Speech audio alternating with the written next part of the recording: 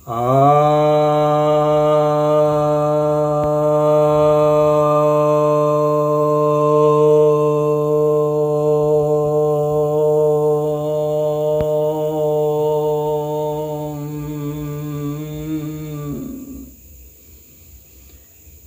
भक्तजनों को सप्रेम नमन। भक्तों, आज आपको मैं मार्क्सिज्म डिस्ट्रॉयड नाम से जो सीरीज चलाया जा रहा था उसी के अगले अंश की ओर ले जा रहा हूँ। इस अंश में मैं आपको बता रहा हूँ मार्क्स के जो अन्य जो उस वक्त के समाजवादी थे उनके विषय में क्या उनकी राय थी। तो मार्क्स कहते हैं, they hold fast by the original views of their masters in opposition to the progressive historical development of the proletariat. They therefore endeavors and that consistently to deaden the class struggle and to reconcile the class antagonism. अर्थात marks यह कह रहे हैं कि उन सब का जो मूल विचार है वो वास्तव में उनके मास्टरों का है, जिससे कि वे कंट्रोल में आ रहे हैं और वे जो ये ऐतिहासिक जो विकास हो रहा है इसके विरोध में वे खड़े हैं। ये जो प्रोग्रेस होना चाह रहा है इतिहास से उसके विरोध में खड़े हैं। ये प्रोग्रेस मतलब जो सर्वहारा वर्ग है उसकी जो प्रगति हो सकती है उसके विरोध में ये खड़े हैं। इसलिए ये लगातार जो है हर समय यह प्रयास करते हैं कि ये अंत हो जाए, जो वर्ग संघर्ष है यह अंत हो जाए और वो जो क्लास का जो क्लैश है, जो वर्ग का जो संघर्ष है उसके ये खिलाफ में है, उसको ये रोक रहे हैं। कहने का यहाँ पर मतलब यह है कि मार्क्स जो हैं वे चाह रहे हैं कि वर्ग संघर्ष हो, लेकिन अन्य जो सोशलिस्ट थे तो उनकी अपनी अलग सोच थी। भिन्न भिन्न समय में भिन्न भिन्न सोशलिस्ट रहे। मार्क्स के पहले सोशलिस्ट जो रहे उनके विचार कुछ भिन्न थे। जैसे मान लीजिए लुईस ब्लैंकी हैं, मॉरिस थॉर्न हैं, रूसो थे, जिनसे कि फ्रेंच रिवॉल्यूशन हुआ था, और पियरी जोसेफ प्रधान थे। तो ये सब भिन्न भिन्न समाजवादी विचारक थे और इनसे मार्क्स से कुछ अलग इनके अप्रोच थे, जिसमें कि वे इस तरह का संघर्ष नहीं चाहते थे, वर्ग संघर्ष। मार्क्स के इस समय में फर्डिनांड लैसाले थे, जो उन लोगों की पार्टी थी सोशल डेमोक्रेटिक पार्टी जर्मनी की। उसमें वे उनके प्रतिद्वंदी में से माने जाते थे और इन सब के विचार ये जो इनका मार्क्स का जो संघर्ष था उससे भिन्न था। सेंट साइमन जो थे वो चाहते थे कि एक न्यू जो है क्रिश्चियनिटी आए, जो कि कुछ तादाद में बना के रखे सोशलिस्ट विचारधारा से, क्योंकि वे भी सोशलिस्ट थे। और रशिया के लियो टॉल्स्टॉय के बारे में जानते ही हैं, वो भी एक अनार्किस्ट ही माने जाते हैं, और लेकिन वे पैसिफिस्ट माने जाते हैं। वो शांतवादी थे, वो भी सोशलिस्ट थे, उनका विचार भिन्न था। और रशिया में एक हुए हैं मिखाइल बाकुनिन। तो मिखाइल बाकुनिन जो थे वो मार्क्स के मिखाइल बाकुनिन भी एक एनार्किस्ट ही थे, अराजकतावादी। अनार्किस्ट मतलब अराजकतावादी। तो ये भी कहते थे कि स्टेटलेस सोसाइटी होनी चाहिए, और कहते थे कि ये जो है राज्य विहीन होना चाहिए, धर्म विहीन होना चाहिए, पूंजी विहीन होना चाहिए।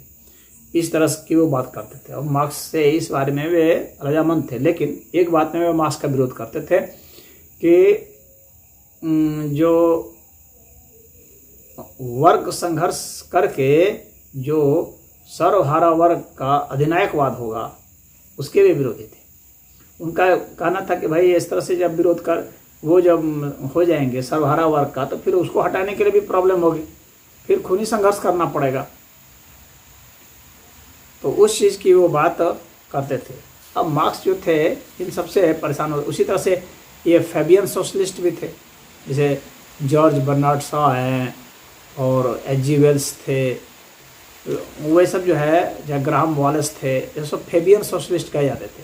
यानी धीरे धीरे धीरे होगा, इतना संघर्ष, इतना खूनी संघर्ष के विरोध में थे, एक दूसरे के दो वर्ग के टकराहट के विरोध में थे। तो वे ये कहते थे भाई धीरे धीरे होगा प्रगति, धीरे धीरे विकास होगा। ऐसा थोड़ी होता है कि तुम एकाएक कर दिया, तुरंत संघर्ष हो गया, तुरंत हो गया, ऐसे थोड़ी होता है। कई शक्तियाँ आपस में मिलती जुलती हैं, वैसे होगा। तो ये जॉर्ज बर्नार्ड शॉ जो थे काफ़ी बड़े विद्वान थे। तो वो इन लोग के जो सोशलिज्म थी वो फैबियन सोशलिज्म कही जाती है। तो इन सब से भी मार्क्स जो इत्तेफाक इन सब के विचारधारा से नहीं रखते थे।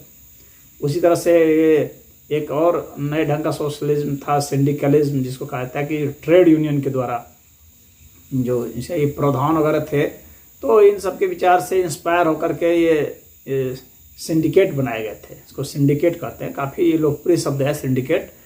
तो ये सिंडिकेट जो है प्रधान के विचार से वो है। और फर्नांड पेलोटियर जो थे वे इसमें काफ़ी बढ़ चढ़ करके इस बात को आगे बढ़ाए थे। तो इन लोग का था कि भाई एक फेडरेशन बन जाए स्टेट के साथ, ट्रेड यूनियन का।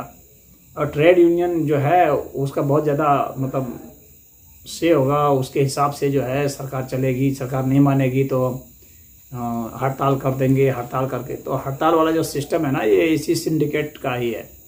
तो इस तरह के भी सोशलिस्ट थे जो हड़ताल उड़ताल करके बाधित करना चाहते थे, पूंजी उत्पादन में बाधित करना चाहते थे। और कहते थे कि इस तरह से हम लोग काबू में करेंगे इन सब उद्योगपतियों को और सरकार को, दोनों तरफ से, पूंजीपतियों को, सरकार को। तो ये इन सब के विरोध में मार्क्स रहते थे। और मार्क्स का तो ये कहना था कि नहीं, संघर्ष होना चाहिए, संघर्ष होकर के सर्वहारा वर्ग का जो है उसका अधिनायकवाद होना चाहिए। उसके बाद जो है अपने आप ही स्टेट लेस सोसाइटी यानी बन जाएगी, जिसमें क्लास भी नहीं रहेगा और राज्य भी नहीं रहेगा। इस तरह से अपने आप ही बन जाएगी। तो ये दीवार स्वप्न देखते थे और चाहते थे वर्ग संघर्ष हो, खूनी संघर्ष हो। ये शांति के हिमायती थोड़े भी नहीं थे, सिर्फ लड़ाई के, हिंसा के हिमायती थे कार्ल मार्क्स।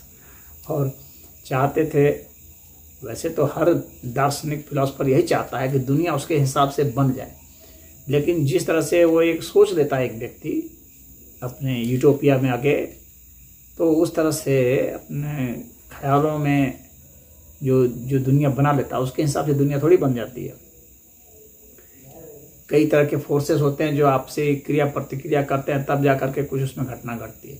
तो एक जो परिपक्व एक विचारक जो होता है वह इस चीज़ को समझता है और वह उसमें एक गुंजाइश रखता है, संभावना रखता है कि संवाद होगा, कुछ उसमें से और छन के आएगा और जो उसने मॉडल डिजाइन तैयार किया है उससे कुछ भिन्न स्टेट तैयार हो जाता है। तो एक परिपक्व विचारक को इसके लिए तैयार रहना पड़ता है, लेकिन वे उसमें रत्ती भर भी नहीं करना चाहते थे समझौता। तो इतना कट्टरवादी थे और इस कट्टरवादिता के कारण ही वे चाहते थे कि नहीं वर्ग संघर्ष हो। और ऐसे सोशलिस्टों को जो वर्ग संघर्ष के इस तरह से खिलाफ जाते थे और सर्वहारा वर्ग का अधिनायकवाद नहीं पसंद करते थे, उसके विषय में ये कहते थे कि वे सब एजेंट हैं, उन्हीं पूंजीपतियों के एजेंट हैं और उन्हीं शासकों के एजेंट हैं। तो ये बात ये बराबर कहा करते थे। तो ये जो है इनका एक जो है एक नार्सिसिस्ट केस हुआ, साइकिक नार्सिसिस्ट केस है। एक इंटेलेक्चुअल भी नार्सिसिस्ट बन जाता है जब वो सोचता है कि उसके विचारों के हिसाब से दुनिया अवश्य ही डिजाइन हो जाना चाहिए, नहीं होगा तो मैं संघर्ष करा के मानूंगा। और इस तरह से वो रिवॉल्यूशन की बात करता है, इवोल्यूशन की बात छोड़ देता है। तो वह तत्काल ही चटपट अभी हुआ अभी भी हो जाना चाहिए। वो सोचता है कि मेरे जीते जी ही सारी व्यवस्था हो जाए, लेकिन ऐसा हो कोई ज़रूरी नहीं है, कुछ अलग व्यवस्था उभर करके आती है। पूरे अस्तित्व में कौन सी घटना घटेगी भला कौन जानता है, और कितनी क्रिया प्रतिक्रियाओं से कौन सा हल निकलेगा, और धीरे धीरे ग्रेजुअली इसकी क्रिया प्रतिक्रिया होती है। टेक्नोलॉजी का प्रभाव होता है। मार्क्स ने टेक्नोलॉजी के प्रभाव को बहुत कमतर आंका। वो ये नहीं समझा कि टेक्नोलॉजी से कितने ज़्यादा परिवर्तन हो जाएंगे, समाज में कितने परिवर्तन होंगे, और ज़बरदस्ती कोशिश की कृत्रिम रूप से समाज को 2 भाग में विभाजित करके उन्हें लड़ाने की। ये नहीं समझा कि समाज में आपस में सहयोग भी होता है, सौहार्द भी होता है, सारे मिलजुल के रहते हैं, सब कुछ जीना है यहीं पर, तो सबके इंटरेस्ट जो हैं वो एक दूसरे से मिलते हैं। ठीक है, किसी बिंदु पर वे कहीं टकराते भी हैं, लेकिन बहुत सारे बिंदुओं पर वो मिलते भी हैं, क्योंकि बिना परस्पर सहयोग के समाज विकसित हो ही नहीं सकता। टकराहट से तो समाज नष्ट हो सकता है, विकसित नहीं हो सकता। तो इस चीज़ की समझ उन्होंने इतिहास तो सीखा, लेकिन इतिहास से ये सबक नहीं सीखा। और यहीं पर जनता राज पार्टी जो है वह भी समाजवाद की ही बात करती है, लेकिन किस तरह के समाजवाद की बात? तो अनुपातिक समाजवाद की बात। आज भारत में समाजवाद के नाम पर जो है वह सिर्फ जातिवाद है, उसी को वे लोग समाजवाद कह रहे हैं। परिवारवाद है, चाहे समाजवादी पार्टी हो अखिलेश यादव की, चाहे लालू प्रसाद यादव की आरजेडी हो, चाहे नीतीश जी की हो जनता दल, ये सब जो हैं ये अपने को समाजवादी कहते, सोशलिस्ट कहते हैं। चाहे कांग्रेस हो, अपने को सोशलिस्ट कहते हैं, समाजवादी कहते हैं। परंतु ये सब आप देखेंगे तो समाजवाद के नाम पर ये क्या कर रहे हैं? सिर्फ अपने परिवार का भरण पोषण, परिवार के सुख सुविधा बढ़ावा देना। जनता के लिए इनके पास कोई प्लानिंग नहीं है इस तरह से। बस इनकी छोटी सी प्लानिंग जनता के लिए क्या है? लुभाने के लिए, उनका वोट लेने के लिए। बस यही है कि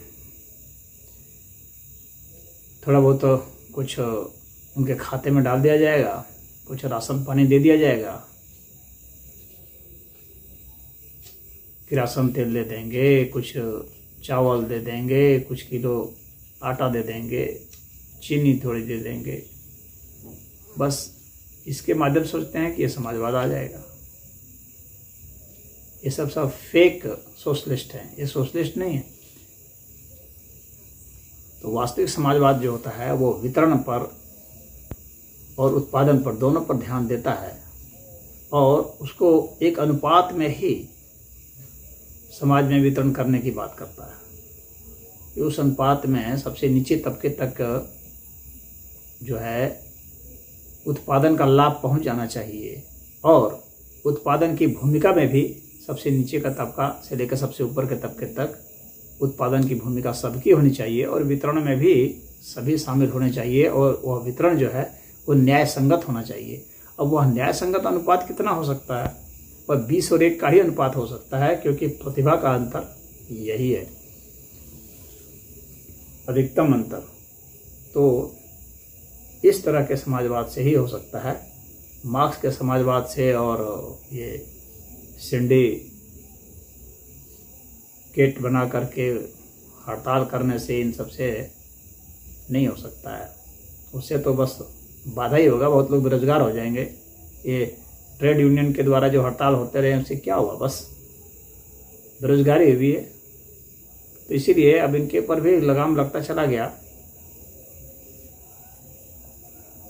और जो लेबर यूनियन है उनको लेबर लॉ के तहत लाया गया है, उनको कुछ अधिकार दिए गए हैं भारत में, लेकिन उन्हें हड़ताल करने का अधिकार अगर दे दिया जाएगा तो फिर पूरी अर्थव्यवस्था ही ठप कर देंगे।